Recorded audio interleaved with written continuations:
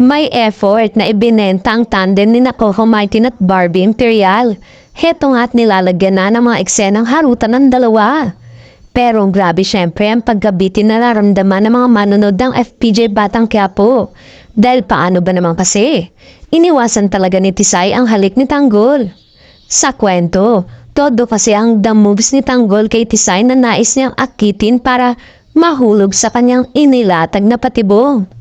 Kasi naman tong si Tisay, talagang bet niyang nakawin ng mga sports car sa garahe ni Tanggol.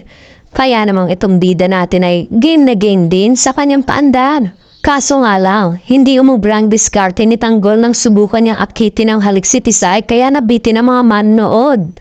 Heto nga ang chika ng mga fans. Sayang muntik na, mukhang magsiselos tong si Madonna na si Kim Domingo pag nakita niya ito.